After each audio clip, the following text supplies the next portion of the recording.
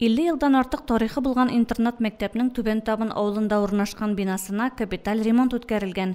Заманча җиһазландырылган бүлмәләрдә белем алырга да, рухи һәм физик сәламәтлекне ныгытырга да мөмкинлекләр тудырылган. Хезмәт тәрбиясе бирү мәктәпнең төп юнәлешләреннән берсе. Укучылар биредә тормыш итү өчен кирәкле белем һәм күнекмәләр алалар. Мәктәптә өстәмә белем дә бирәләр.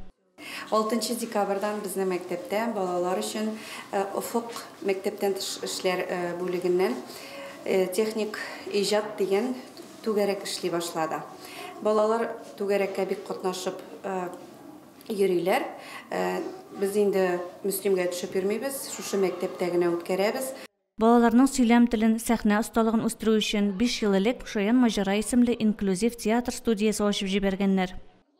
Bizim məktəbdə mənə 6-cı yıl Şoyan Majara İnklüziv Bağlar Teatrı işləb kilə. Biz yıldağışa türlü teatrlar qoyabız. Türlü bik күп konkurslarda qatnaşabız. Həm layıqlı orunlar yollayız. Быелгы уку йылыннан айрым төркем укучылар татар телендә бәйрәм чаралары, спектакльләр кую белән мәшгуль. Безнең мәктәбебездә төрле милләт балалар укый. Шушы балаларны татарча иркен аралаштыру максатыннан Абдулла Алишның Сер тотмас үрдәк әкиятен әзерләдек. Һәм инде киләчәктә Абдулла Тукай туган көнгә багышлап, аның әсәрен сәхнәләштерергә уйлыйбыз.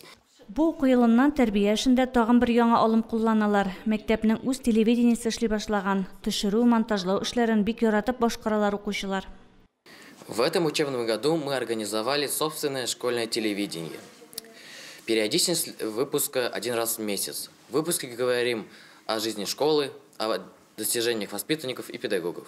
Быелгы уку йылыннан без мәктәбебез яңалыкларын чагылдырган тапшырулар чыгара башладык.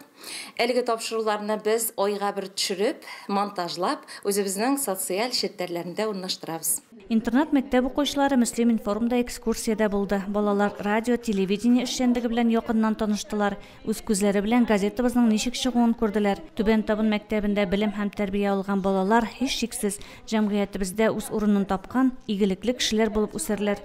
Гөлназ Җәлилова, Динар Нуртдинов, Мөслим телевидениесе.